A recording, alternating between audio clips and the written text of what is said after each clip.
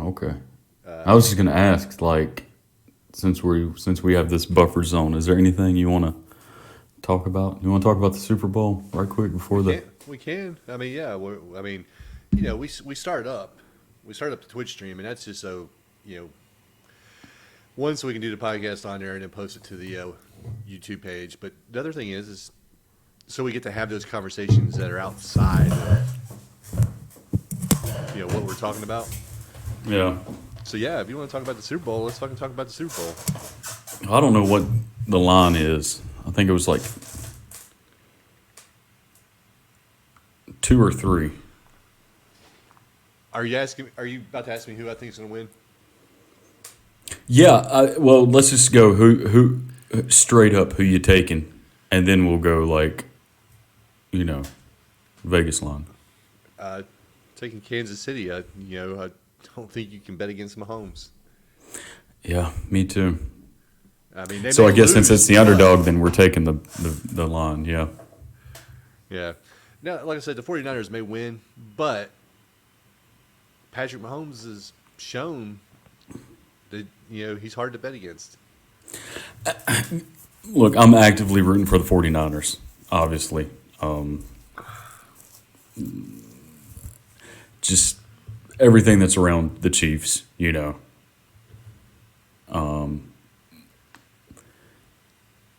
They're just the new Patriots, except, you know, I've already cashed in my chip dynasty on the Patriots. You know, Yeah. I can't, you know. And yeah, Patrick Mahomes seems like a decent guy. His younger brother, the whole Travis Kelsey, Taylor Swift. I'm tired of them already. You know. I'll say this about Patrick Mahomes, and you may not agree. I love his State Farm commercials. I mean, unless they come up on YouTube, I don't see them. Obviously. There's one, and I don't know if you've seen this one or not, but he gets called into a meeting with Jake from State Farm and Andy Reid. And they're like, "Hey, we got to talk to you about something." And he's like, "Oh, what is it?" And he's like, "Yeah, you've been named MVP, like most valuable, something to do with fucking insurance." And Patrick Mahomes is like, "Oh wow, what an honor! I didn't see this coming at all." And he unbuttons his jacket and it's got an MVP shirt on. He's like, "This is like a big surprise," and he hits a fucking button and a banner drops down behind him. And then he reaches into his pocket and throws up some fucking confetti in the air. It's just Okay, stupid. the more you keep going with it, the funnier it gets. Like if it was just the T-shirt gag, that's like Oh okay, no! He had like a whole thing, and then Andy okay, yeah. Reid makes a comment, just kind of offhanded. He's like, "We got to start locking this place up at night." I mean, you should go look for the commercial on YouTube. But like I said, I think his commercials are funny. There's the other one where they changed Travis Kelsey's name to Maato, so you can bundle your insurance for Mahomes and Maato. That's so. That's kind of brilliant. Okay. And Kelsey's like, "Why can't we change your name to like Kelsey? How you can come save some money with State Farm?" That's pretty good too. And then, Yeah. the coach calls him to come to practice, and he's like, "Come on, Maato, put on your jersey." Shit. So I mean, like I said, I do like the Patrick Mahomes commercials. I think he's got like decent timing. Yeah, and not a lot of athletes have that. Tom Brady doesn't. I love Tom Brady. Yeah, He doesn't. Yeah, I think with the game, I think the 49ers defense is suspect. You know? I mean, for like Fred Warner and Nick Bosa and Javon Hargraves, but like Chase Young, I mean, he's not going to get a mega deal after this. I mean, unless he balls out, yeah. he's just underperformed. And I think the Chiefs' defense is fucking scary. Yeah. I mean, they're playing at a high level, but Oh, they definitely yeah, righted the ship when they needed to. Because earlier in the year, like you look at the Chiefs and you're like, "Oh, they look like they're beatable," but they got the fucking playoffs, man. And Well, here's the thing. I mean, it's their defense who's always been solid this year. I mean, the offense still hasn't clicked into that second gear. What's happened is Mahomes just does not make mistakes, and the defense keeps him in games. It's almost like '90s football. How the fuck did you and if you're the Ravens, how did you let Kelsey go 11 for 11?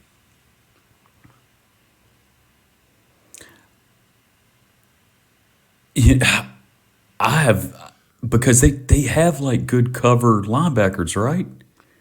Roquan Smith, Patrick Queen. I mean, they're I don't one of them obviously is Oh, and they had a good defense all year. yeah, And then it's just and, like all of a sudden you forgot how to cover the fucking tight end, like his favorite weapon. the best tight end in the NFL. You're just like, we're gonna let you run and do whatever you want. It's I don't know, and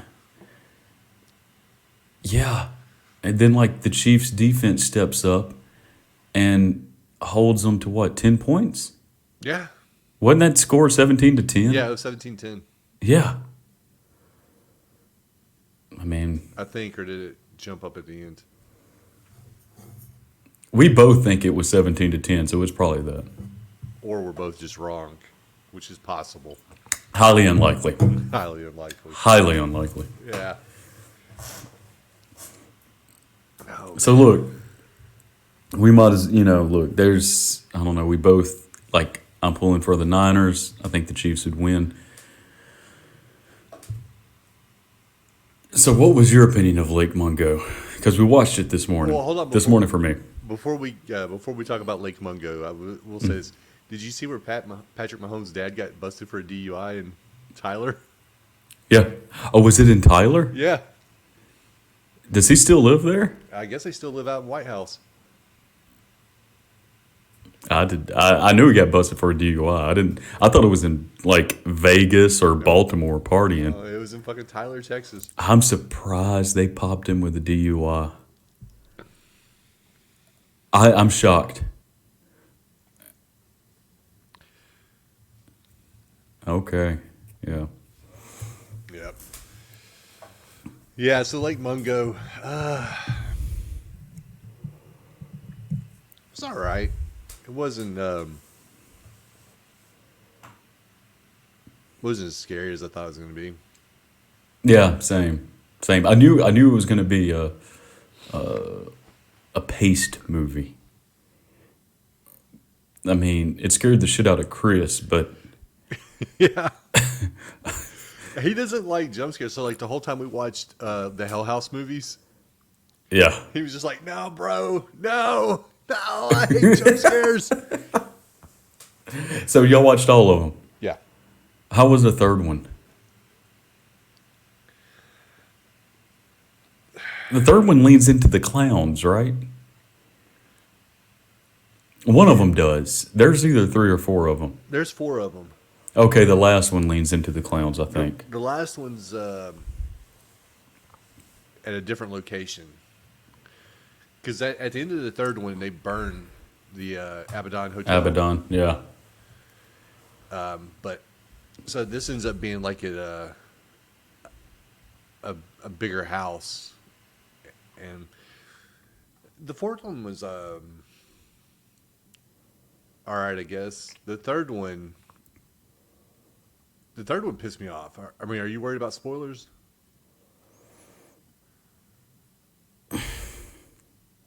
I, I am going to watch them. I've seen the first 2. Okay, well, if you're gonna watch it, I won't say. I'll let you watch it, and we can talk about it. Because there's like a big thing that happens in the third one that I wasn't a fan of. Okay. But like I said, I'm sure it's like pretty noticeable too, right? Oh yeah, like, yeah. You'll know it when it happens because you'll probably have the same reaction I did. Yeah. So Me and Daniel were supposed to talk about the first one, and I'll be honest, I don't even know if we can even really record, because I don't know how we could find a way to send it to you, the file. Big files you can't really send through email. But we were supposed to talk about the first one. I know, like, you know this, but I've heaped praise on that first one. I thought that first one was one of the better like S tier level found footage movies. Yeah, I enjoyed it. I really liked that first one, and I find myself wanting to watch it again. And that is to me when you take Lake Mungo, and Lake Mungo was trying to go for something else. They wasn't trying to do what Hell House did. But Hell House was that perfect. Let's have dialogue, and then we'll get creepy, subtle creepy. Yeah. And then it was just this constant evolution of it, and then. But my favorite thing about Hell House, the first one, was they told you what happened. They didn't show you, and I thought that was brilliant. No, you talking about with like the actual What happened in the basement? Yeah, when the people Yeah. died. Yeah. Yeah. But yeah, and I think just to change subject here, I think WWE is having their press conference tomorrow Was it tomorrow? in Vegas, Was it tomorrow? or is it today? I thought it was It's today. it might have been today. They probably couldn't get Friday in Vegas. I saw that apparently Rock was like on Pat McAfee and he was making fun of Cody fans. He called them Cody crybabies.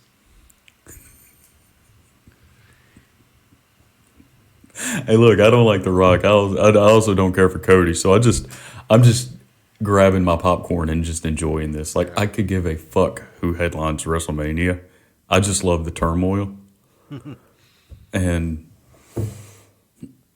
because I don't get to watch it, and nor would I, honestly. I'd probably watch the pay-per-views or the PLEs, but That's what I mean. I just keep up with it on websites and then I Yeah. did watch Royal Rumble.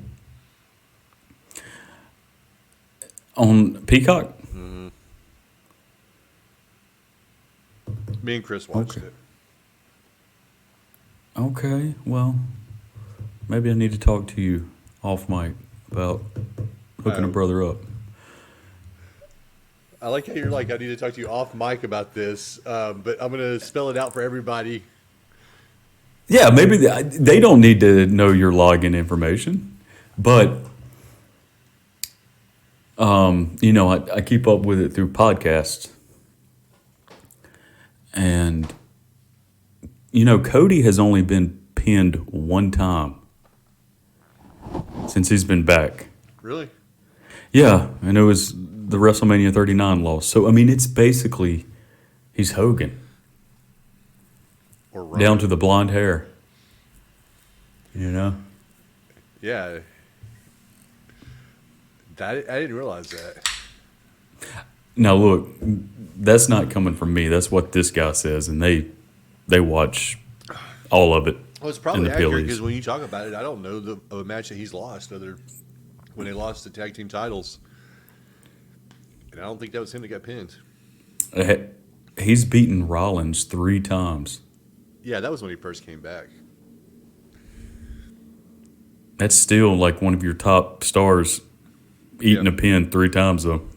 Which is another reason why, like, why would Cody go after Rollins? We've already had that match 3 times. Yeah, you've already beaten him 3. I mean, like, I don't know. Cody crybabies. Yeah. You know what's going to happen with Rock wrestles, right? He's going to be like 5 minutes into the match and he's going to be blown up. 5? Who did he came in and did something a month ago Jinder Mahal. against, yes, he was blown up in 30 seconds. Like, he doesn't do, I mean, look at him. He's not doing cardio. No. He's doing steroids and powerlifting for 20 minutes. There's no cardio. He is, and cardio, I don't even think I mean, it helps, but I don't even think translates to like ring stamina, you know? Oh, the match is going to be fucking horrible if it's Rock and Roman, which makes me want to do it even more. I mean, WWE, with or without Vince, they always shit on their fans. Apparently, there's a rumor now that they're going to make Roman wrestle both nights. do like Rock and Roman on night 1 and then Rock and Cody night 2. Okay, so the belt's not going to be on the line for the first one. I don't know. I don't. And what? Spoiler alert! If it is, you fucking know who wins. Yeah. And Well, Rock ain't eating a pin on his first night back. His ego's so big, he ain't coming in to lose to Roman. Right? well, I mean, I heard that he was pushing for the victory in the matchup. So you're probably right.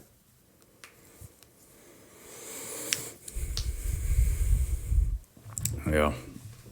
But what is it? AEW Revolution coming up? Yeah. It's Samoa, Hangman, and Swerve. Yeah. That's going to be a banger, man.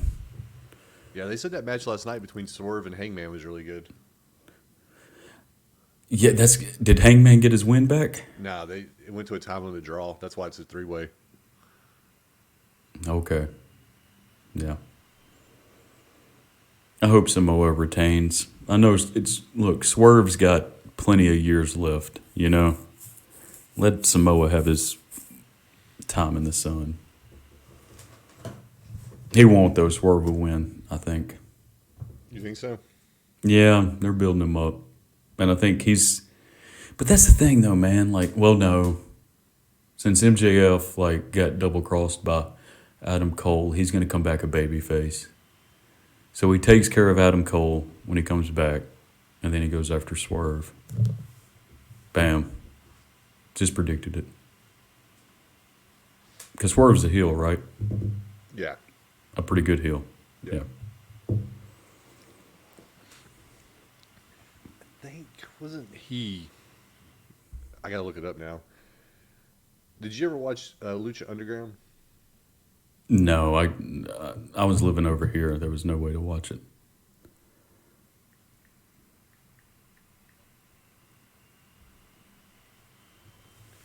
Yeah, Swerve Strickland's only 33 years old.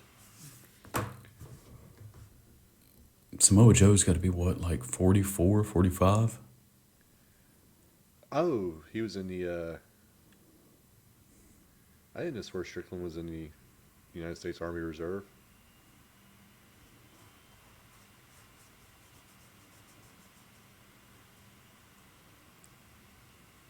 That's what I thought. Yeah, he was kill shot in Lucha Underground.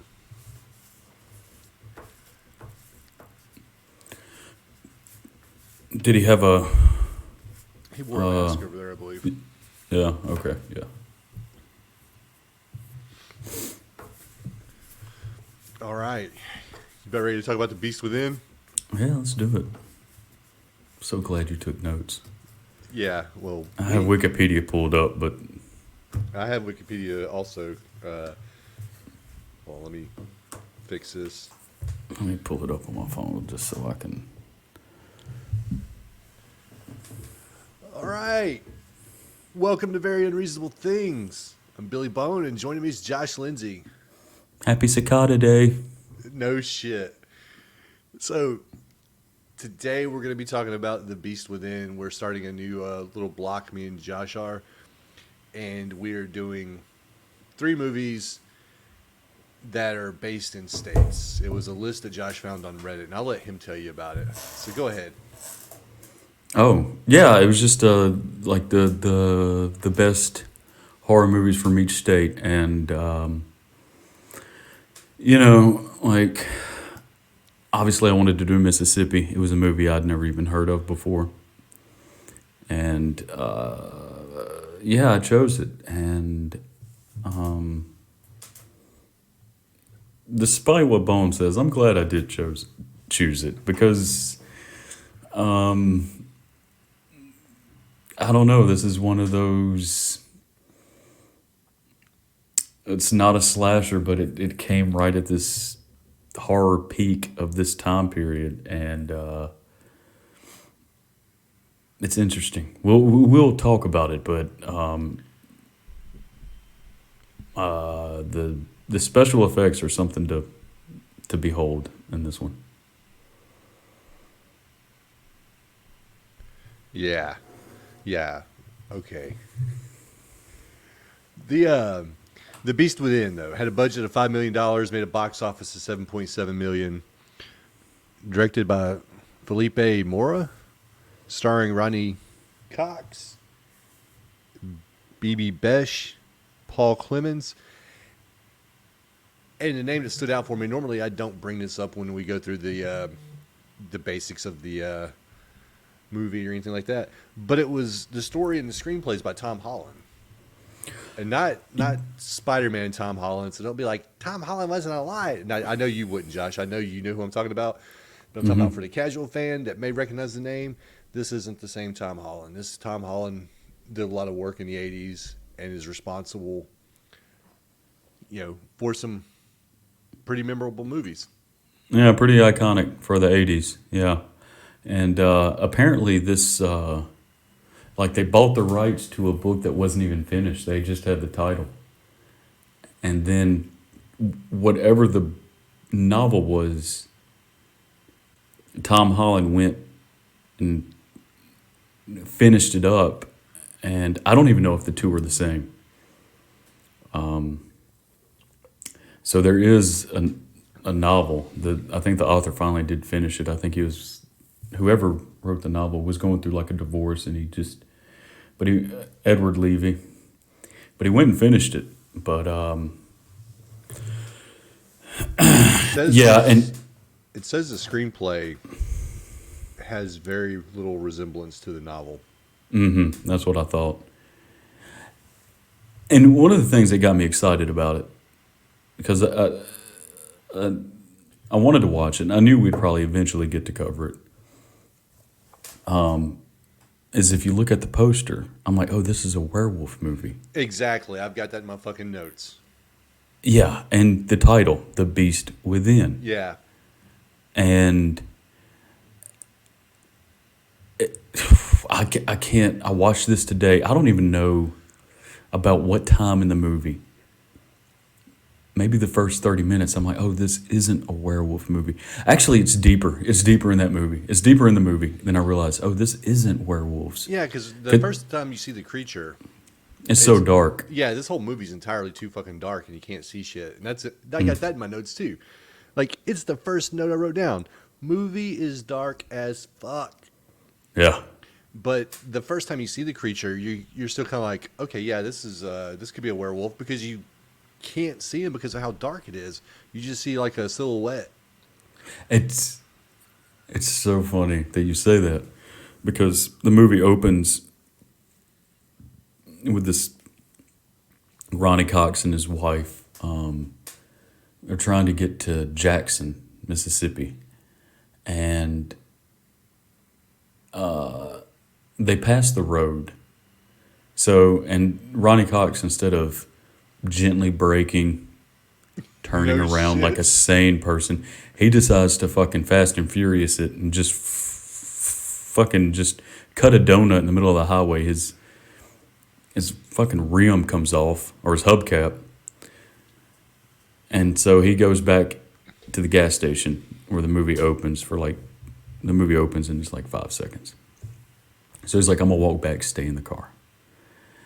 And the wife doesn't stay in the car, and she gets out, and it is like you. She go lets ahead. the dog out. She lets the dog out because the dog's going crazy. Yeah. Obviously, fuck this movie for killing the dog. And she gets out, and this is like nighttime, and the movie is lit very dark. I was watching Friday the 13th Part 7, which we'll talk about sometime this year. That movie at nighttime, it looks like daytime.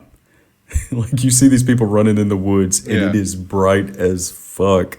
I mean, obviously there's a happy medium that you can have in these movies, but it is such a funny contrast. I feel like they probably didn't even use fucking lights when they filmed this movie. Barely lights inside. It looked like they used natural lighting. Yeah. Even inside. Yeah. Yeah, it's a dark ass movie, and even when they have like the fucking flashlights on, it's still fucking dark. Mm-hmm. And it's to the movie's detriment, and also at times it helps it though, I think. So you had touched on it, and I'm just gonna Yeah, my new thing is taking lots of notes, right? We talked about this on a previous podcast. I've got like 4.5 pages of notes on this movie. So let me just run through a few of them. So they're in Nioba, Mississippi. Looked it up. I'm Is it from Mississippi. Looked it up. is it a real place? Not a real place. I googled it, and the first 5 hits were about this movie. Crazy. I guess it's supposed to be Neshoba. No. No, because the show is too far away from Jackson. Because It is they made out like Nioba wasn't that far from Jackson. like it was Florence or something. Yeah. Yeah. Yeah, missed the turn and got stuck, like you said. This dude just, when he was in the car, just drove off the side of the fucking road. And you lived in Mississippi. I've lived in Mississippi. So we know about this. He got fucking stuck. And his wheels are spinning. And that shit does happen. But that's why you don't drive off the roads. Well, you get stuck on, if you're going to Jackson, you can get stuck in the fucking roads now because the roads are so shitty. Yeah. So fucking horrible. Did you know that there's a cell phone game called, I think it's like City of Jackson, where you play an alien and you're going down different streets in Jackson and you're just avoiding obstacles, like potholes and shit? I didn't. Like, I have this on my phone, and it has like, and the streets are named after real streets in Jackson. It's like, High Street, State Street, Fortification Street, and all these different streets are in Jackson. And you just play through these fucking levels, man. And you're just jumping over potholes and dodging shit that's been thrown at you. And I looked at one of the reviews on the iTunes store page, and one person's like, "This is the most realistic game ever made. This is exactly how the roads in Jackson are." Welcome to Jackson. Oh, you found it? Yeah. Oh, I'm getting it. Yeah, I keep it on my phone just as a Reminder Yeah. of home. fucking Jackson roads, man. Dude, so he left his wife alone, and like, what kind of husband is this? I don't know that I would have left her in the car. Like, Walk with me. Who gives yeah, a shit? exactly. Because apparently it wasn't that fucking far because it didn't take him that long to go and get a tow and come back. No. Yeah. But she goes out in the woods. She encounters the monster. Well, she passes out. Because She passed out. Yeah, the monster raped her when she was passed out. That's right. That's right. Did this make you think of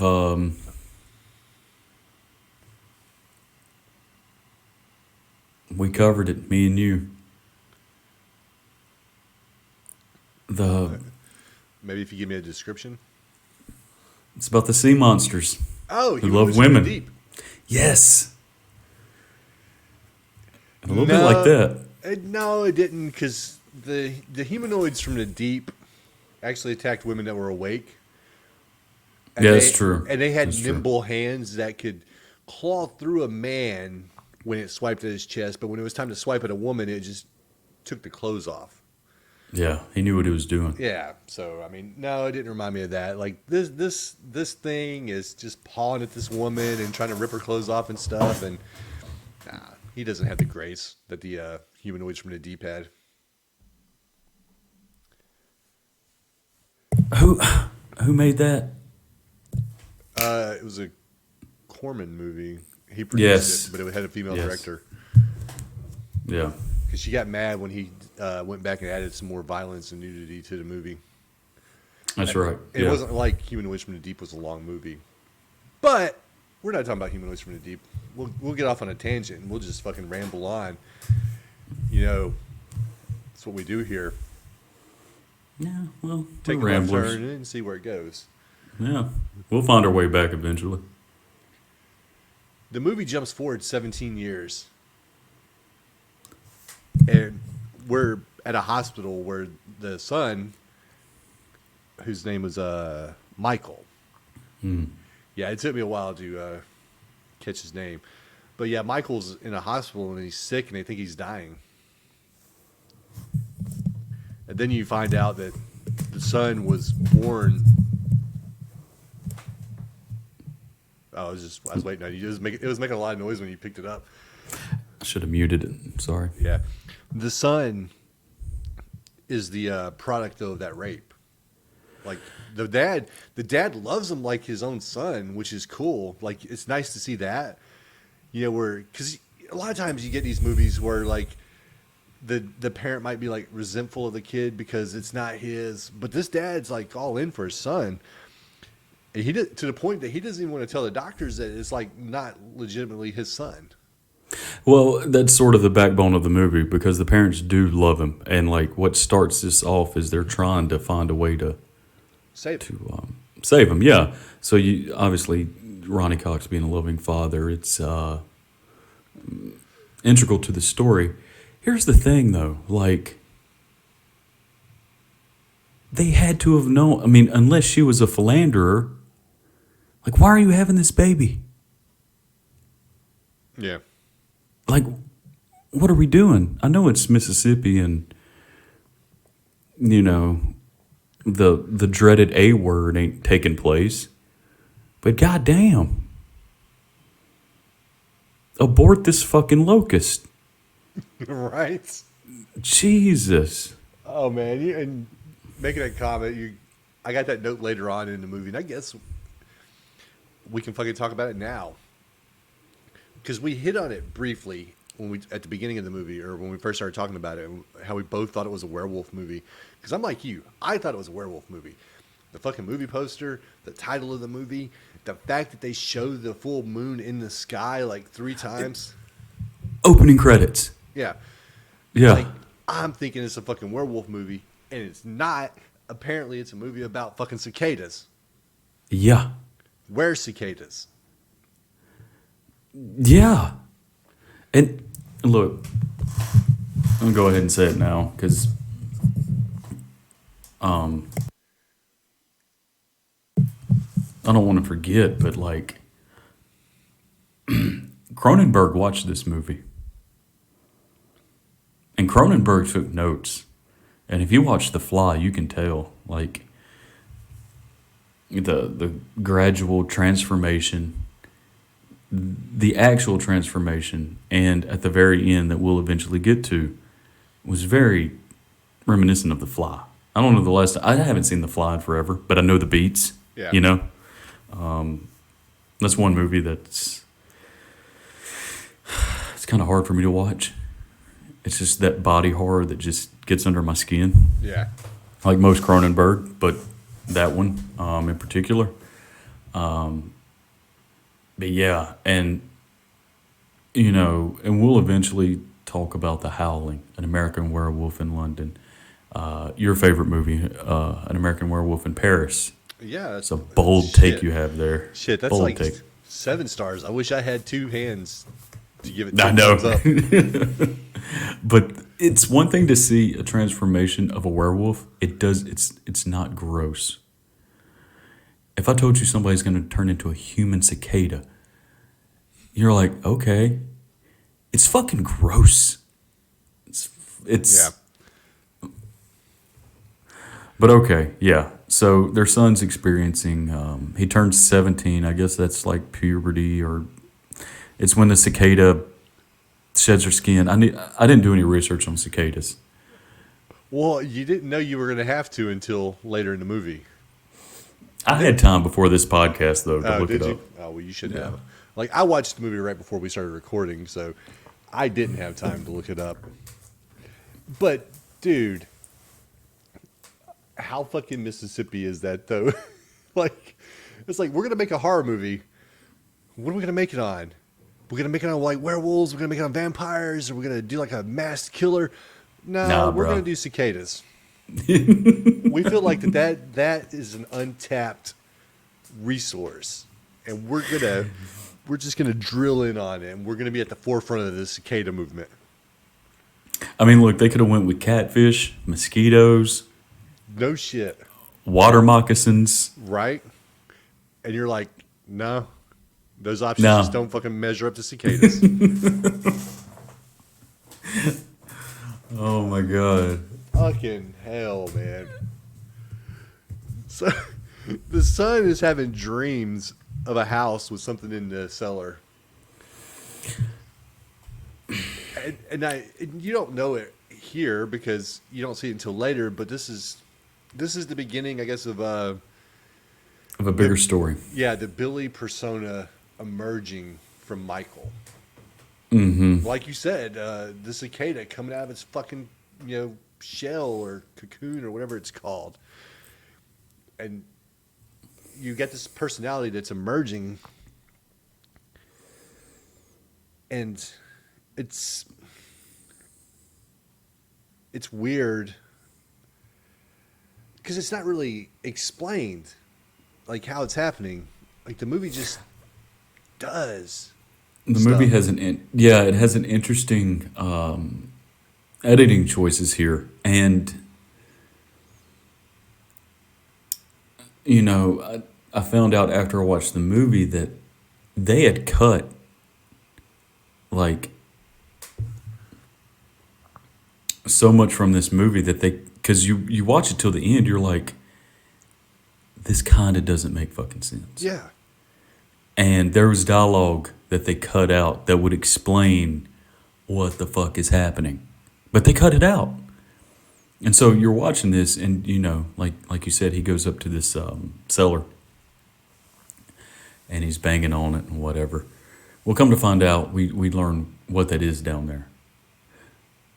And I don't mind the movie opening up with him doing that. Yeah. And because you're led to believe, well, they'll explain it later. Well, they kind of do, and they kind of don't. Well, they do explain it. So we're led to believe that their son is dying, right? He's in the hospital. That's what the doctor said. Yeah. He's in a hospital in Jackson. Obviously Jackson's known for its amazing medical facilities. My sister works at one, so come on. They're not bad. First open heart surgery was at University of Mississippi Medical Center, okay? So, come on. Cut us some slack, okay? Well, and Mitchell, he works in the medical field too, so. No, you're just dunking on... Well, my sister doesn't listen. You are dunking on one of our favorite listeners. But, so, we are told, though, that the boy is dying.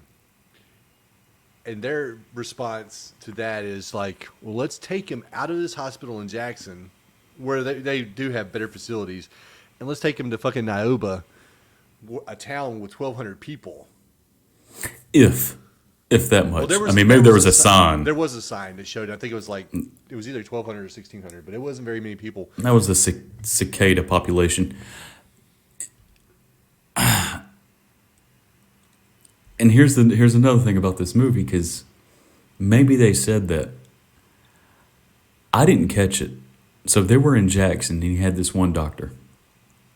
And then all of a sudden, like, he's in this shitty hospital with another doctor who I do recognize. Did you recognize him? No. Hang on, let me just pull up his name, because his name is R.G. Armstrong. Dude, he's the general from the Predator who brings Dutch in at the very first. But yeah, so they bring him to how do you pronounce that again? Nabia? I've been saying Nioba, but... Nioba, that's it. So maybe there was dialogue. I didn't hear it, so I was like, wait a minute, they were just in Jackson. So they're there, and I can't remember. This movie just somewhat just washed over me. Why did they start investigating?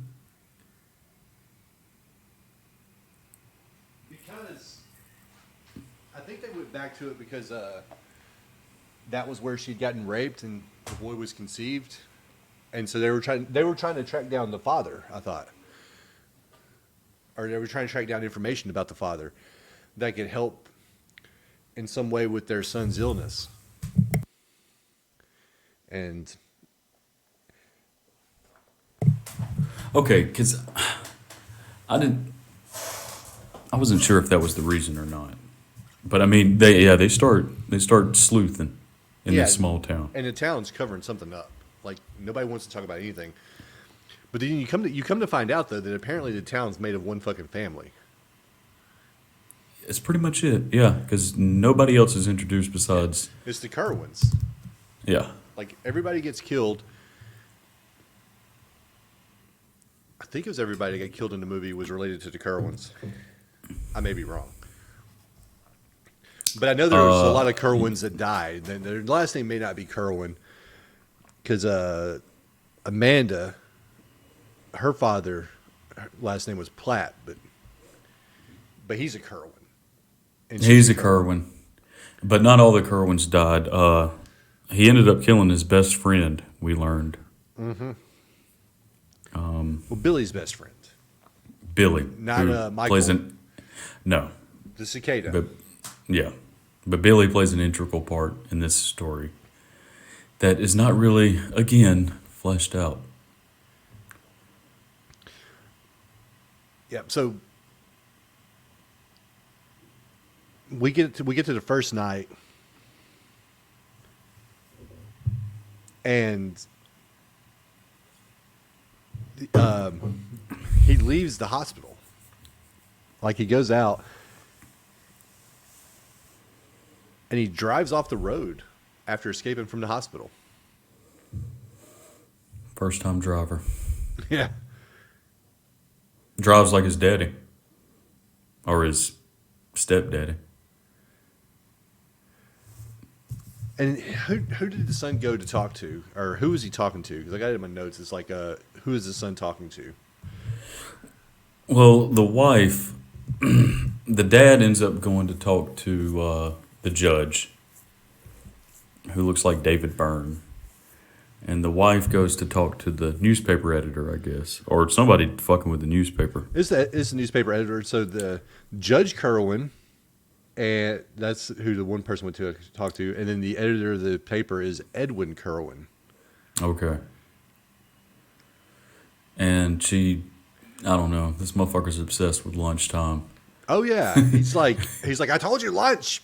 Yeah, because she's back there looking at these fucking fire hazard newspapers that are yellow and crusty. She ends up stealing a page out of one of the newspapers. Yeah. She rips it off and she gets it. This is all happening while the guy's like, lunchtime, I told you. So, but they end up talking to the sheriff, who's not a Kerwin, and actually gives out some information. Played by L.Q. Jones, great character actor. A lot of people might recognize him from a lot of movies, but he kind of pops up to me as the owner of the cabin in The Edge. I don't know if I've ever seen The Edge. It's pretty good. It's pretty good, yeah. I'm assuming we're talking about a movie and not the guitar player from U2. The wrestler. Well, he's called Edge, not The Edge. I know. Yeah. Yeah, the Alec Baldwin. One of the few movies Alec Baldwin didn't kill his director of photography on. The sheriff. I need to save. Why do you tell me that, Josh? You know I got to save like every 20 minutes. Because I'm in it, man. I'm in this movie. Yeah. You love this movie. This is your favorite movie. Josh, tell the audience about your love of cicadas.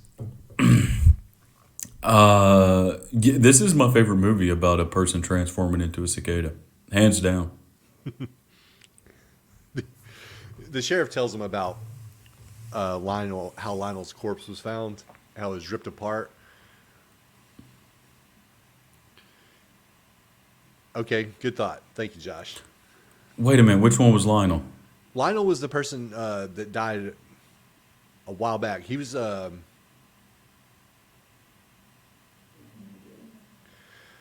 damn it. He was a Kerwin. I know he was a Kerwin, but I'm because you have the original incident that happened that we don't find out till later. Yeah, that was Lionel Kerwin. Lionel Kerwin was killed by Billy.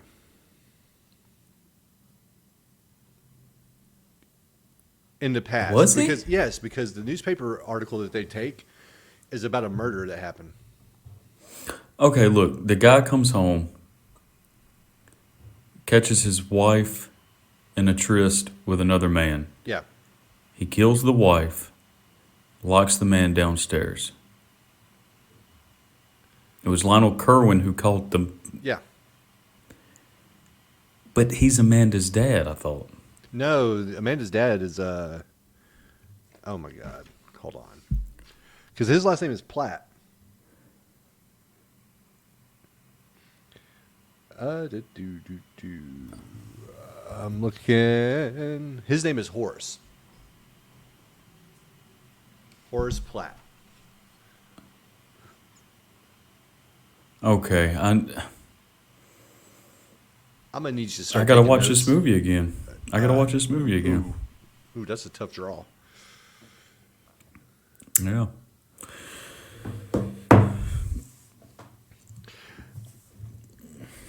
Anyways, we get to the first night, and the son ends up attacking. Because like, there's no mystery to it. You know, it's Michael that's doing the killing. The mystery is like, why? I guess why is Michael killing people? And you found out through the power of cicadas. And we'll probably run that into the ground this episode, talking about cicadas. But whatever, that's what this movie's about. Fucking cicadas, cicada, cicada, cicada. The love of cicadas. I wouldn't even say the power, just Yeah. the love. But he attacks Edwin Kerwin. Yeah, in this scene, there's been a few scenes in movie history that, honest to God, made me want to go vegetarian. And this scene was one of them. It was so gross because Edwin Kerwin's sitting there, you know, this fat fuck in a tank top, and it's got stains on it, of course. Yeah.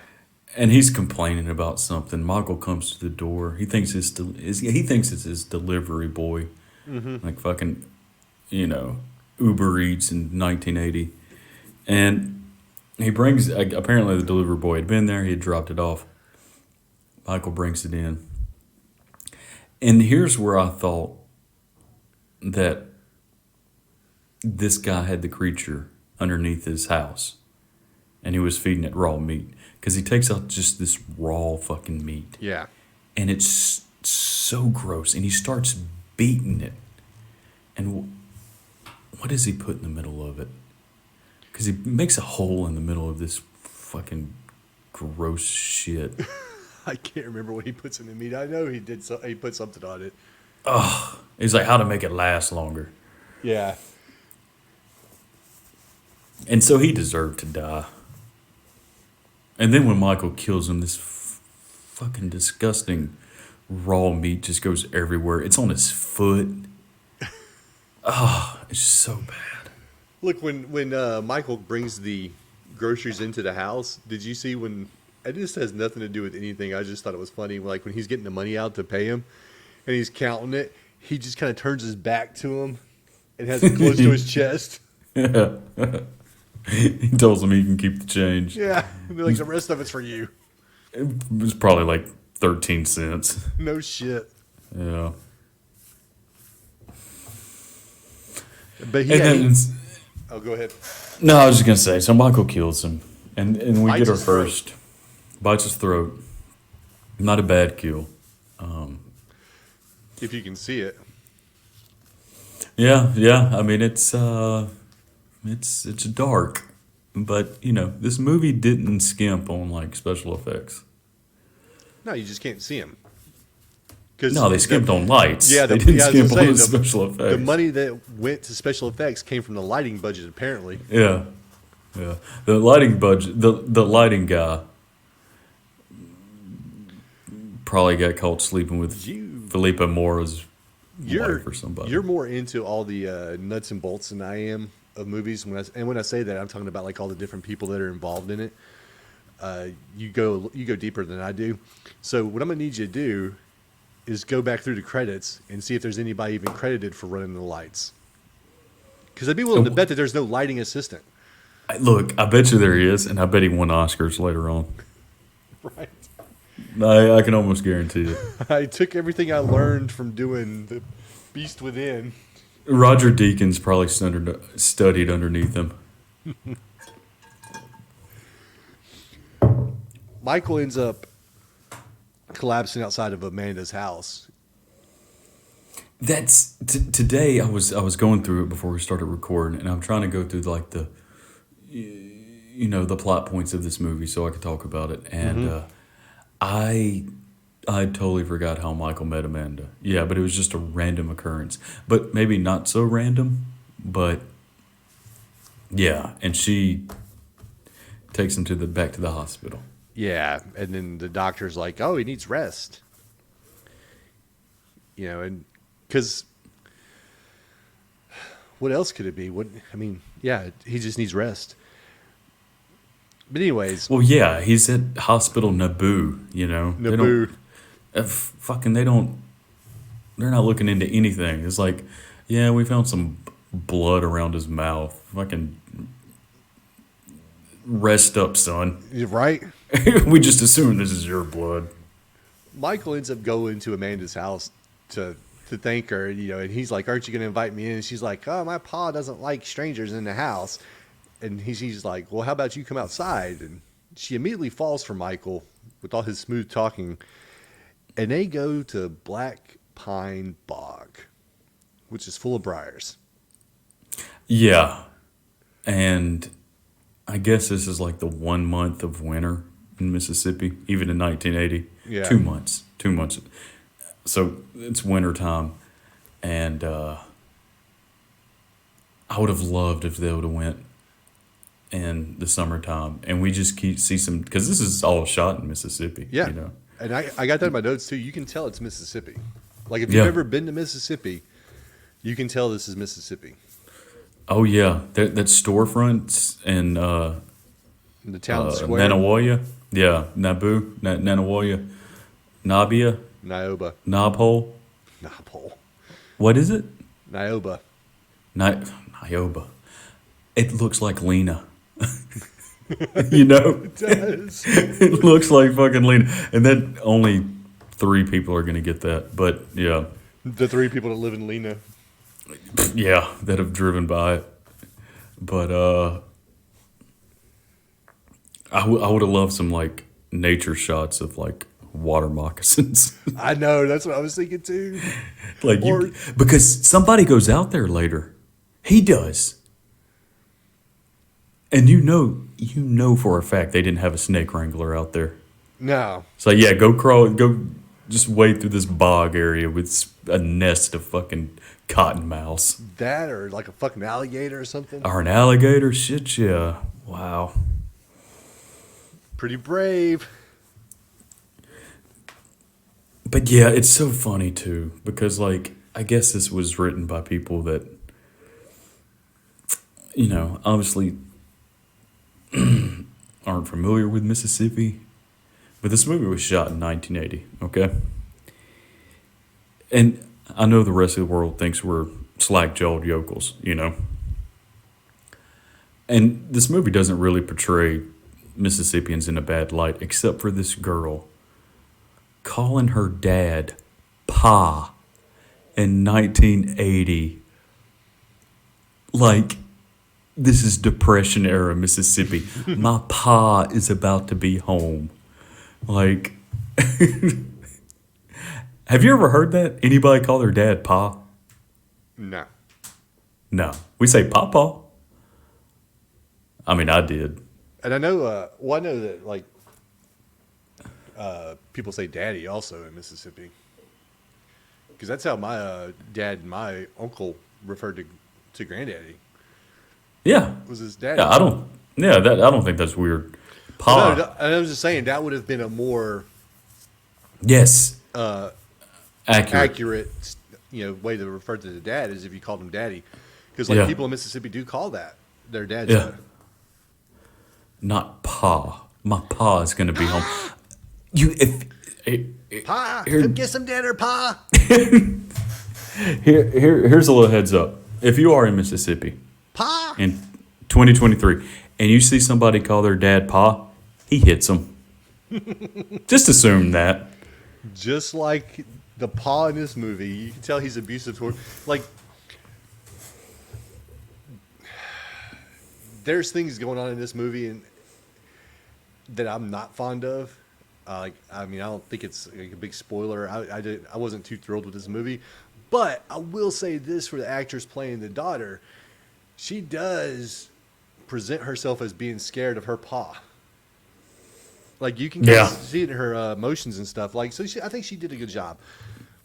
Maybe the actor playing her Pa was a method actor and kind of Like, really roughed hit her her? up in between fucking takes. Right? But Amanda and Michael apparently hit it off and they start making out down by the bog. And the dog goes and digs up a fucking arm. That look, my first kiss was down by a bog. That's just tradition. Tradition.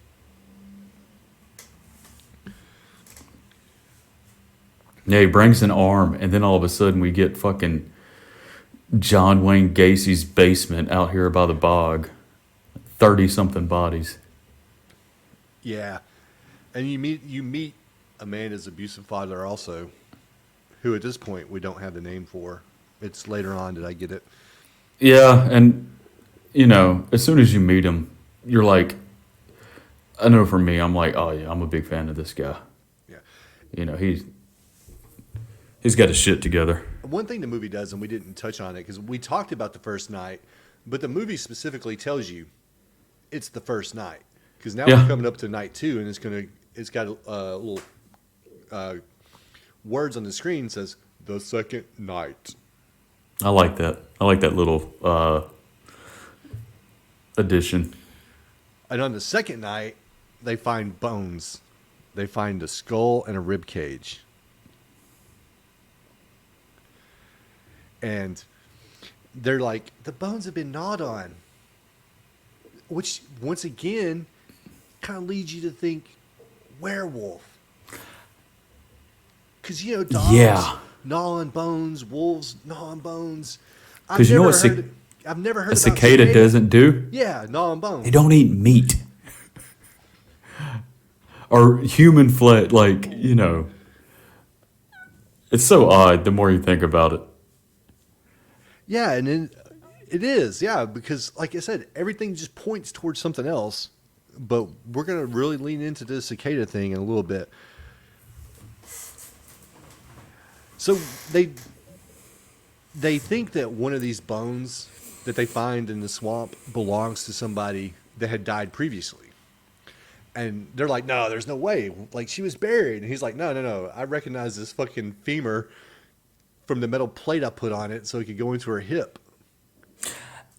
And they're doing these surgeries like this in Nabia. Nioba. There too. It's crazy.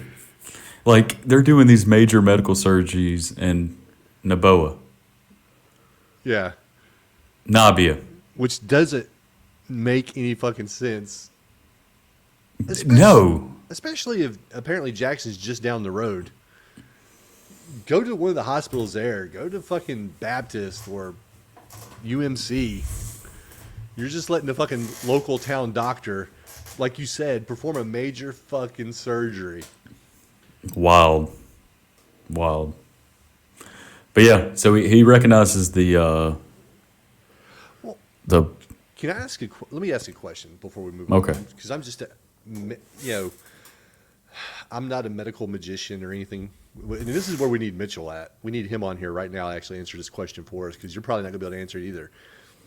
But you saw the metal plating on the bone, and it was at the joint. How the fuck did they get that on there? Because it looked like, how does that surgery work?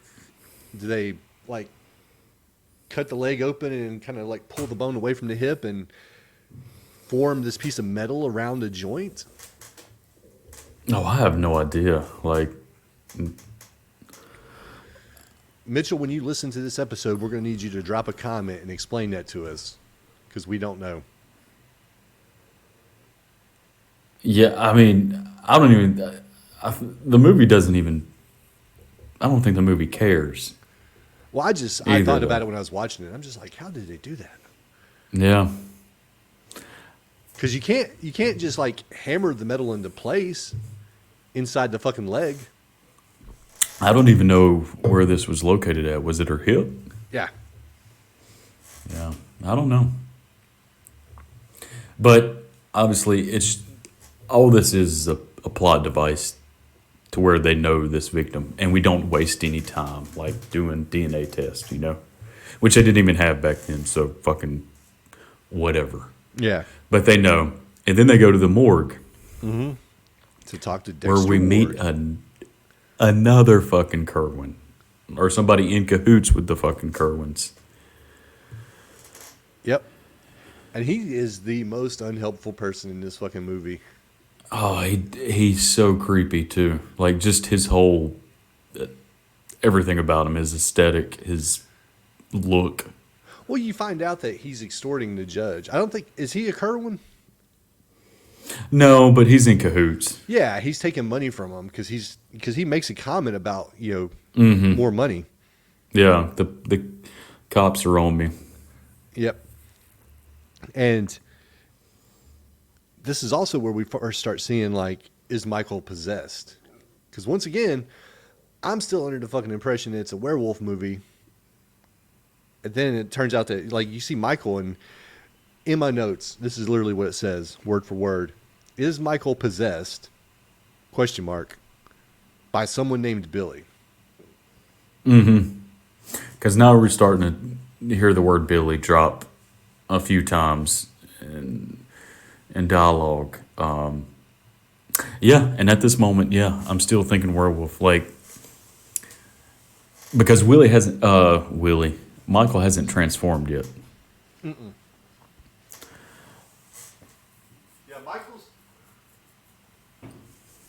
Michael is still killing people just in his normal fucking body. But Yeah.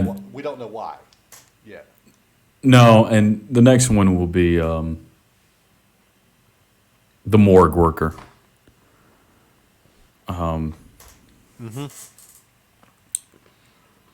After he makes his demands of the judge, I'm gonna need more money. Yeah, and this judge who we haven't really talked about, he's kind of this classic Southern judge to where it's just bow ties. I mean, even later we see him sifting through his bow ties, and like I said earlier, like he looks like David Byrne a little bit, Yeah. and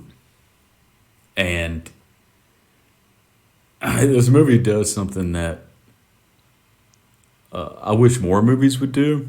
Because the first time you meet this judge, I'm not good at noticing wigs. So it shows you how bad this one was to where you're like, oh, that's a blatant wig. Yeah. And thankfully he does take it off later when he's just like, he sort of sheds the lie. I'm putting that into this movie. It's all been a big lie. The Yeah, it cover-up, just takes it off. the Kerwins, my hair. The werewolves. Yeah.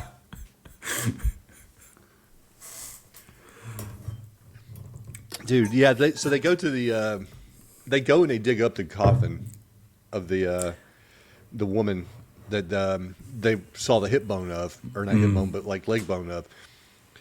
And they dig it up and they find out that the coffin's filled with fucking rock. Well, I'm getting ahead of myself. I forgot. We talked about it briefly. Dexter, though, is killed by a possessed Michael and he gets embalmed while alive. Because they even make a comment about it when they find the body. He's like, "Oh, I got embalmed alive." Yeah, which that's a stretch because he does like get stabbed Yeah, he stabs right him, in but the he stomach. stabs him with like the The fucking the tool. embalming, yeah, And you and it's so see funny. the liquid going through it later on. It's so funny because this does the classic horror trope of the morgue worker's alone. He hears something and he thinks it's kids playing in his morgue. Like, how fucking bored are kids? Or how weird are kids to be wanting to play in a morgue? Yeah. Because he's lifting up the sheets. Like, they're going to Yeah. lay on like a gurney and put a sheet over him. Yeah, it's like he's playing hide and seek with him. Yeah. But yeah, he finds Michael underneath one who stabs him. And so now the body count's starting to add up. And it's, you know, you're kind of getting the idea that these aren't just random murders. You know. Yeah, so from there, Michael ends up. Well, we go to now we're at the part where they dig up the coffin and they open it up and it's just full of rocks, and then Michael goes to a man named Tom Laws, and I must have missed it because apparently in this scene, this is where, he finds out he's Billy Connors and that there was some magic involved, some cicada magic. Mm-hmm. And then he's using the magic to return to punish the Kerwin family after his death 17 years earlier. And in the yeah, well, I'll save it for later. Yeah, and because Tom Laws is just a man. This scene is so dark. Not dark Look, as in like, gloomy. Dark as in fucking dark and you can't see shit. you can't. This is one of the darker scenes in the movie because he Which finds is Tom Laws. saying something. Yeah, it really is. Because the final 4 minutes, you have no idea what the fuck's going on, honestly. But yeah, Tom Laws is just this drunk, you know. He kind of reminds me of the drunk from Halloween 3, Yeah. you know, the homeless guy. Yeah. But yeah, we're the puzzle pieces are slowly coming together, and it's so we find out about this Billy character and what happens next. I didn't realize he met Tom Laws this early. Yeah. They have a brief interaction. Then he goes to Amanda's house and they find him in there. And so, after everybody leaves, Horace hits his daughter. We get confirmation on what we already suspected, that he's an abusive father, and he's the type of abusive father that hits his daughter and then immediately apologizes for hitting her. Yeah, like a good dad. And then you get like a good dad, right? You get the family of Michael wanting to go back to Jackson or possibly Houston, because the father keeps bringing up the possibility of taking them to Houston. To the hospital. Astrodome, Yeah, eighth wonder of the world. eighth wonder of the world. Yeah, you can tell this shit was back in the 80s. Oh God, yeah. Like if you watch this movie now and if you've never heard of the Astrodome, you're gonna be like, what? Do they have hospitals there? But yeah, they want to go back to Jackson or possibly go to Houston, but Michael doesn't want to leave. He likes it. He's there. got business to take care Yeah. of. Yeah. And then you find out Billy Connors is Michael's dad. Yeah, he tells Ronnie Cox that. Ronnie Cox, who plays his dad, Yeah. air quotes, dad. And Ronnie Cox looks so devastated by that too. Like, who told you that? Mm-hmm. Your heart kind of goes out for Ronnie Cox because, like, there is a scene earlier between him and the mom. And, he's like, I'm his father. You know, like we said, he loves him. But yeah, and then he has another spell, right, Michael? Well, you get the next day, the judge tells Poole to investigate the murders, and Law tries to tell Poole that Connors has possessed Michael and is killing people. And Law's being the town drunk, or what? Was that your phone or my phone? Mine. Oh, okay. And then Connors ends up killing him for talking to Poole. And then you get Michael goes to Amanda and wants to leave town, and she, having known him for like all of 2 days, is on board with that. Like, let's leave. Only if together. he comes. Yeah. There was one scene though, and I got this wrote down. It's when they're at the jail. The guy tells the other guy to go get some breakfast, and he gives him a fucking $1 Yeah. to buy breakfast. Yeah. Like, I get it's 82, but still, I feel like that's not enough. Yeah, he gave it to Tom Law. The same, I guess the guy got locked up in the drunk tank for the night. And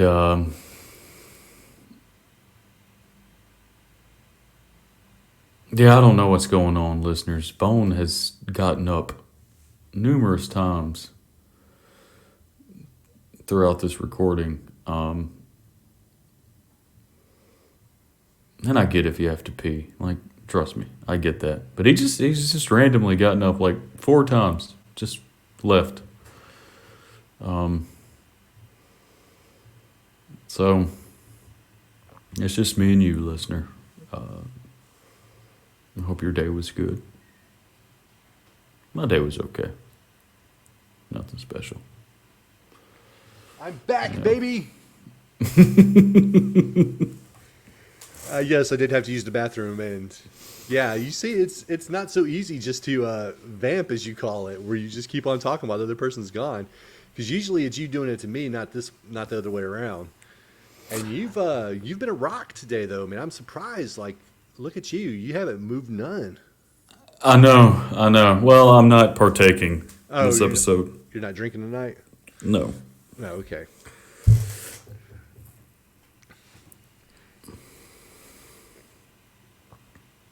So, Tom, when he was killed, and I don't know the fucking word for it, and I wrote it down, and I just wrote down like power grid. Yeah. He was thrown into something electrical that provides electricity to the town, and I'm sure that somebody knows what it's called and could tell us and educate us. So It's like a generator or a transformer. Those are all things that I thought too, and I'm like, well, I don't know if any of those are right. Well, if you say it with confidence, nobody's going to second guess you. That's And true. let's be honest, nobody's watching this fucking movie beforehand. But here's the thing, though. What was so crazy is that, like, Michael just shows up to this place, and this dude's there, and it's so, like, what? Like, how would... Like, I don't know. Like, maybe Billy knows that he hangs out there. Yeah. God damn, I have no idea why you'd hang out. It looked like an abandoned... It looked abandoned. But yeah. We get to the third night. And we know it's the third night because the movie tells us it's the third night, which you said you liked. I do, yeah. Otherwise, you might have been confused, with the passage of time, because everything's so fucking dark in this movie. How does one night end and the next night begin?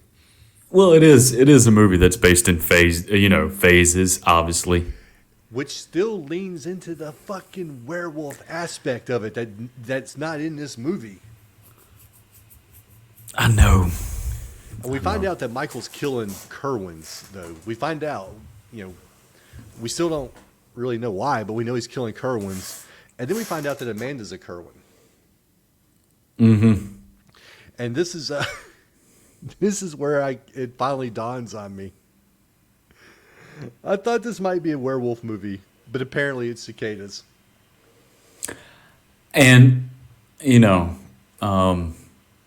throughout each death scene, you hear cicadas in the background. Yes. You don't clock it. No. You're just like, that's what Mississippi sounds like.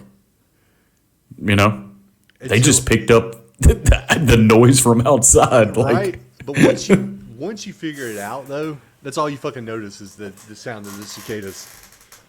which I can honestly say I miss living in Sweden. Like, there is no noise when you walk outside in the summertime. You don't hear frogs or cicadas or grasshoppers. It's a, I miss a lot of things, but yeah, I do miss that. I think most people would.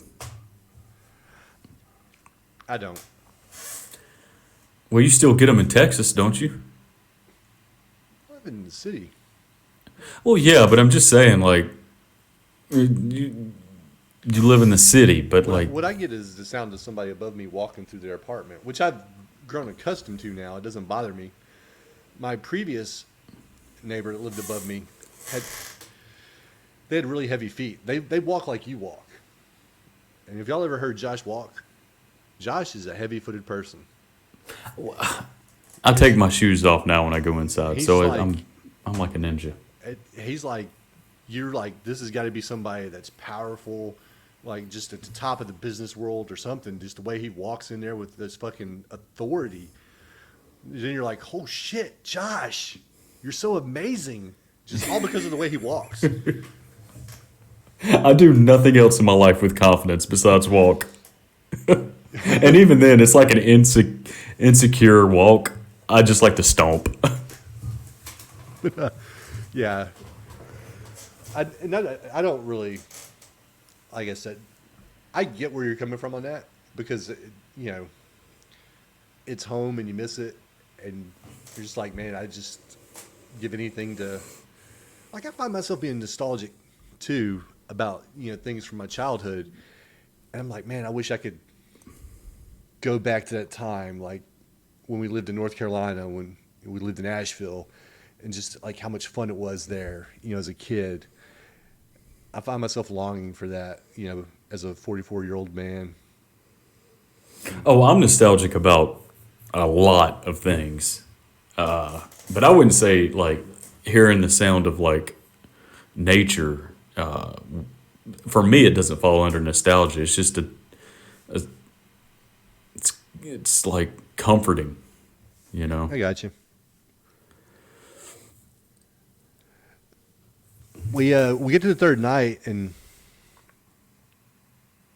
Michael is he knows that something's not right with him now. And you know, he's asking for people to kill him. He's asking to die. Oh God, this was so gross. You know, he's telling Amanda to leave town, you know, without him, you know, so nothing happens to her. And Michael goes, well, not yet, not yet. Are we at the scene to where he's like face down in the bed, and the doctor and the cops and his parents are there?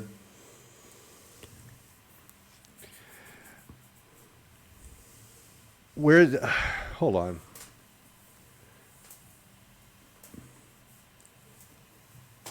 He throws himself from Amanda's window to prevent Connors from killing her. Because Connors and yeah. Michael are struggling for control of Michael's body while she packs. He throws himself like out the windows to stop himself from doing that. He returns to the hospital and begs to be killed, fearing that Connors will take over and Michael will be unable to stop him. He tells Poole and Eli to go to Lionel Kerwin's house and look in the basement. And that's where they find a skeleton with a chain wrapped around his leg, which they assume to be Connor's remains, because that was hinted at earlier in the movie, like he was locked up in that cellar. But if that's the case, then that means that he was a rapist before he got locked up. Wait, was he a rapist? He raped the woman at the beginning of the movie. That's how Michael was born, remember? Yes, before, but he was locked up, and this is okay. Now we can talk about it, I guess, because we're there. Billy's He not was locked up because he was having an affair. Yeah. And here's where the movie stops with the explanation. which I think is important, obviously. The guy killed his wife, locked him down there. Yeah. And the guy was starving, and he would he threw her dead body down there for him to feed on. So the movie still sort of is telling you that what his best friend told him was like a Native American ritual Yeah. called the Song of Cicada, which I guess he did, which is why he turned into one so he wouldn't die, I guess. But what I was saying, But it was a curse that in order for him to pass it on to exact revenge, he had to impregnate a woman. well, this is what I was saying though. Like, how did he impregnate her once he got locked in the cellar? He broke out at the first. Oh, did he? You see it. Yeah, Oh, you see a okay. chain break. Okay. But I guess he goes back like a fucking fool to continue his imprisonment. I guess. Yeah, and then now we're at the scene though where they're looking at his back and they're cutting the bandage off. Yeah, it's so gross. Yeah, and then you see Just that dead skin. Billy starts to transform, or Michael, Billy, whoever they transform, and he goes from Mr. being, Cicada. Yeah, he goes from being Michael to being fully Billy at this point, or a Billy creature. It's like a creature comes out of the cocoon that is Michael. And yeah, it's a grotesque scene. It's fucking gnarly. Yeah, and yeah, this transformation scene. This is where I was getting heavy Cronenberg Fly vibes, because his face is bubbling, his head's expanding. It keeps cutting to his fucking forehead. His back when is you're like, open. yes, and you're like, oh my god, and then like at one point, it's the actor doing it. Yeah. Like you could tell it's the actor in this makeup. And then it goes back and it looks like something from like the Garbage Pail Kids movie. Oh yeah. When his head is blown up. Yeah. And I know Tom Holland had a problem with this in the final cut. He hated that the director lingered on the transformation so much, and he wished they would have cut back to the people's reaction. He was like, that would have been more effective. And I'm like, why not both? Because this transformation scene is so great, but Yeah. To see their expression would be just the cherry on top. So I got this wrote down too. And it's funny because you mentioned it and I missed it. I missed the Song of Cicada part. But I got like, what the fuck, while he's transforming, what the fuck is this cicada magic? And apparently it is. Yeah. And while Michael's changing, yeah, they just, because it's not a quick transformation. It takes a while. This guy has been asking for death. Like, that he's the person. At this point, you gotta know that he's the person killing people. And they just watch him transform. Well, the dad finally runs in with his shotgun.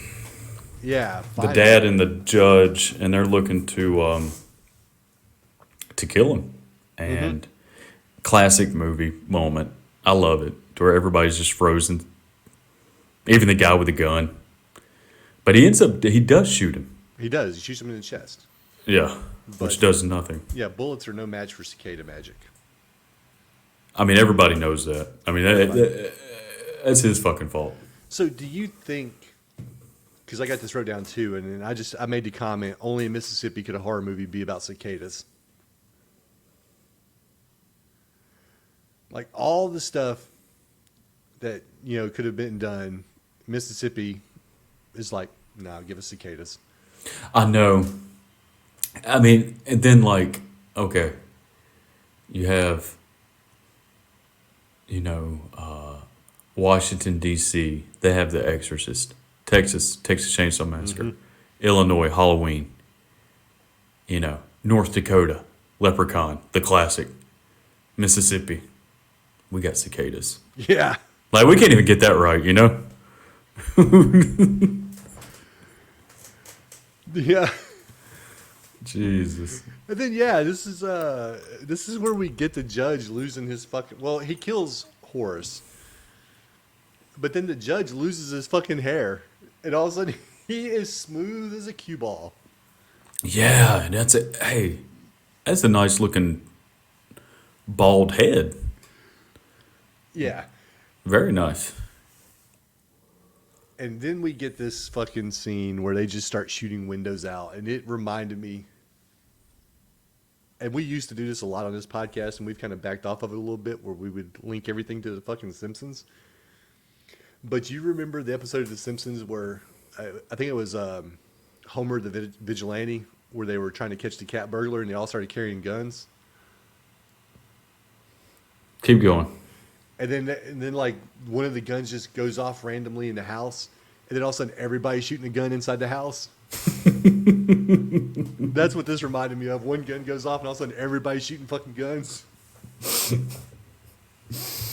I was thinking about just a few minutes ago when we were talking about like hell, I forgot what we were talking about. Something with prison. Remember that scene in the where there's a riot at Springfield prison, and then you just see like Mike Tyson's character sitting in the jail. Yeah, he just looks over. He's reading, and everybody's rioting, outside. Yeah. He's like, "Hey, y'all, be quiet," and everybody just stops. It goes back to their cell. Yeah. Hey, y'all, keep it down. But yeah, this movie all of a sudden turns into Assault on Precinct 13. Yeah, and the judge is like, "Lock me in this cell. It's the only safe place." And they're like, "Yeah, do it." And the judge is like, "Give me a gun." They're like, "Give him a gun." Yeah. And then the cicada creature, Billy, bursts through the fucking wall behind him. Just takes his fucking head off. Yeah. Just rips it right off because the dude just, backs up perfectly to the wall. Mm-hmm. And there is this one scene that's kind of creepy to where, like, he gets into the police station and then they run and get in another room where the holding cells are at. Yeah. And they close the door. And there is just one brief shot because there's a small little viewing rectangular glass. And again, I'm with you, Bone. It's fucking dark. You can barely see it, but you can sort of see the cicada's eyes through that looking window. And it pretty creepy. Pretty creepy. Yeah. Yeah, he pulls him out. He kills him. We forgot about what Amanda's doing. Well, she's supposed to be leaving, and I was about to get, because I got this wrote down. Like, she's supposed to be leaving, but apparently the car broke down. And she... No, it didn't. Oh, it didn't? This damn girl, nobody can drive in this movie. She sees barricades with flashing lights, and she has her headlights on. How she ran into this barricade is beyond me. Like, she crashes through barricades with flashing lights. Oh, and we forgot this too, because Judge Kerwin, before he gets killed, he confesses everything, and he confesses that Connors was having an affair with his wife, and then Lionel killed her and imprisoned Connors. And yeah, and it says he fed Connors corpses stolen from the mortuary. Mm-hmm. Until Connors metamorphosized into a monster, broke free, killed Lionel, raped Caroline in the woods, and then returned to the cellar to die. Okay. I guess once he was able to impregnate somebody, then that's the final form of the cicada. Yeah, the cicada life Then they could die. Life cycle. Yeah, okay. So now it makes perfect sense, and this is a flawless movie. Billy's in full control now, and so yeah, he comes up on Amanda, and I thought I was watching a Rob Zombie movie at this point because 2 rape scenes in one movie. Or Last House on the Left. Yeah. But it's another woman that's just fucking passed out and then just, Perfectly passed out. yeah. Flat on their backs, arms spread, Yeah. legs, man spreading. Yeah. He rapes Amanda. They show up. The parents show up and they shoot him with a shotgun. Because they know exactly where to find him. Yeah. Like the woods of Mississippi is the size of a backyard. You know? And this movie, like, once they shoot him, it's pretty much roll credits. It's very, like, me and Daniel talked about this when we're covering, like, the old black and white movies. Like, they're like that. Once you get to the end of the movie and it's resolved, you might Go get, like, home. yeah, you might get, like, one person, like, in Them, where they make the comment about the atomic age, and then it's roll credits. Yeah. Wolfman, Larry Talbot dies, roll credits. Pack it up. Go home. Yep. And that's what happens in this movie. They kill Billy, the Billy Cicada, The mom. and it's like fucking Because roll credits. Billy's fighting with the dad. Yeah. And she grabs a shotgun and blows his head off. Just like David Cronenberg's The Fly. Yeah. And apparently the cycle's Perfect going movie. to the cycle's going to continue. Yeah. Again, Roe versus Wade was like 6 years earlier. Just fucking get that locust out of her fucking body. I'm gonna take first stab at rating this movie because Yeah, you do. I'm curious about what you got to say about it, because it was your pick. Mm-hmm. And I'm wondering where we're going to come in on this. And I was not a huge fan of this movie. You don't say. Yeah. So, and I'll just read what I got wrote down here for you, because I made sure to write this down so I wouldn't forget. Aside from the movie being dark, the movie's greatest sin is just being boring. It's not bad in an enjoyable way. It's just bad. It's not interesting or even campy, which could have made it fun. The movie plays it pretty straight with, what it's doing, but oh man, I don't know. I just feel like Cicada Magic could have lent itself to something a little more fun. And maybe I would have felt better about the movie if it wasn't so fucking dark. But it was just so dark and you couldn't see shit. And it just wasn't interesting to me. And I found myself clock watching. Like, when's this movie going to be over? When's this movie going to be over? I give it 1.5 stars. Because, I mean, somebody did make the effort to make the movie. So I can't just be like, fuck you. And there are some things in the movie I like. I mean, like you said, the special effects were cool. Like the daughter's reaction to her father, I felt like that was, pretty good acting, like how she kind of recoiled from him. But those few things just couldn't save the movie for me. So yeah, 1.5. I get it. I went on Wikipedia just to see what was said, like the reception to the movie. Obviously, the movie got panned, and a couple of the complaints was about the acting. And I honestly disagree with that. I think Michael, the actor who plays him, Paul something, I think he does some great physical acting. Yeah. I think Ronnie Cox, LQ Jones. I outside of like the mom, I don't see like a complaint there. But with this movie, I think there's a good movie in this movie, but it's not completely here. I think you could have done something with this premise, this movie. That's the special effects are. I mean, if there's a clip on YouTube of him transforming, I'd recommend checking that out instead of the movie, because that's impressive. Because that is very impressive. It is dark. Too dark. I agree. But like I said,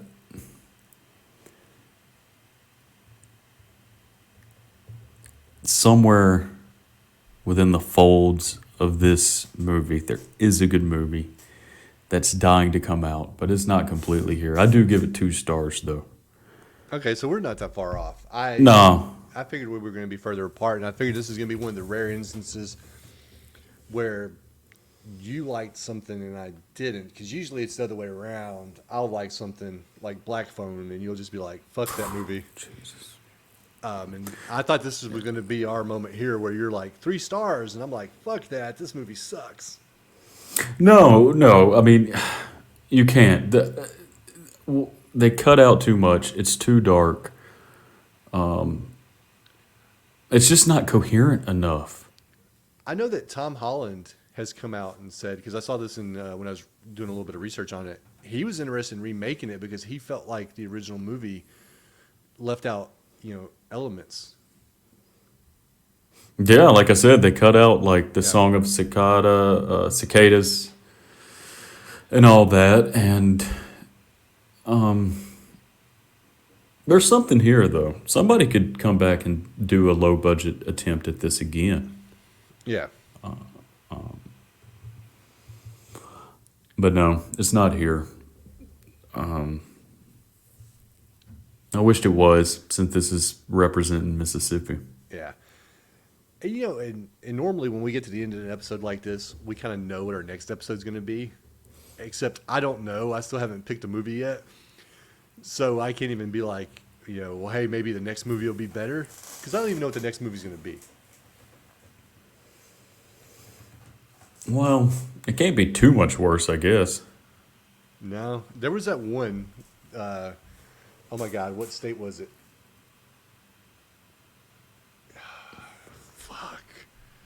Because I told you about it and you had made a joke about it. Oh, is it that long title? Yes.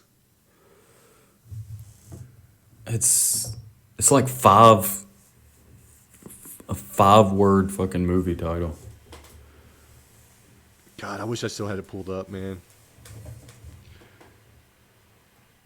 I guess I can look it up real quick. I got the link that you sent. That's your email address. We don't need that. Here we are. Reddit, horror by states.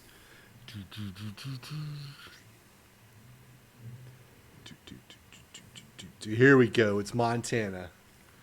Alien abduction incident in Lake County.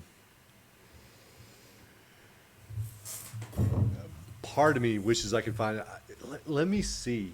No, I can't do it while I'm streaming. Part of me wishes I could find that movie just like free to watch.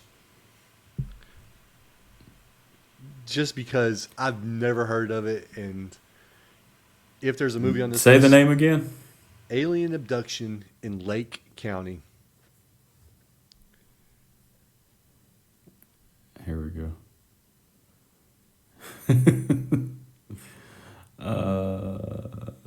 I don't even see where it's streaming. It's probably not. It's a TV movie. Oh, is it? Mm-hmm. I mean, that's all Montana has to offer. I guess.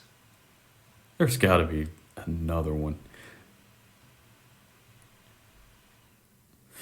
Here's the thing, though. It's not just alien abduction incident in Lake County. It's alien abduction,